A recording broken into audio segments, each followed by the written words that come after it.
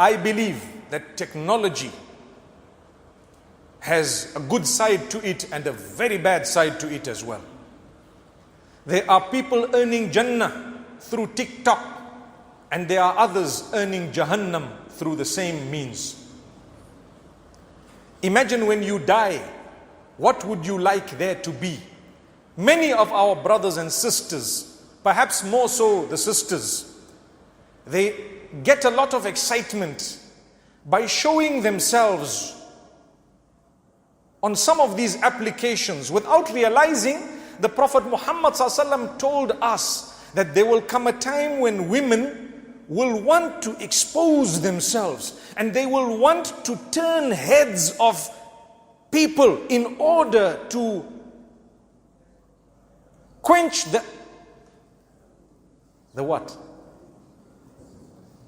May Allah grant us goodness. May Allah protect us from harm. In order to quench the attention that they are seeking. So when you seek attention, you do some silly things. You semi-remove your clothes and you keep shaking your body and you want everyone to say, wow, great, show me more. Let's see. You are leaving a legacy. When you die, that video will remain for generations. And where are you? You are with Allah. How did it help you, my sister? How did it help you, my brother? Subhanallah. The Prophet ﷺ says, from the categories of those who will be burning in hellfire, and it's important we mention this hadith. May Allah protect us. People don't want to hear the hadith. Leave it, it's okay. We don't need to hear it. Let's talk about it, right?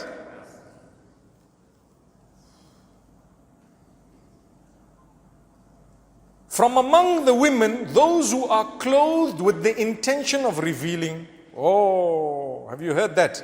I covered myself with the intention of showing something. What are you showing? Your shape. What else are you showing? Subhanallah, the young boys are speaking. Look. What else are you showing? This is a hadith. I'm not talking of my words from my pocket. You are either wearing something too tight or too thin. It is already a prophecy of the Prophet Muhammad ﷺ, and you are going to leave a legacy. People are going to look at you and follow you. Never mind, your sin might be forgiven, but what about those who kept on following you after your death? We show a cleavage as though it's okay. And we say, thank you so much. When a young man who's not supposed to be looking, and by the way, you should be lowering your gaze, people say, MashaAllah. La hawla wa la quwwata illa billah. What legacy are you leaving?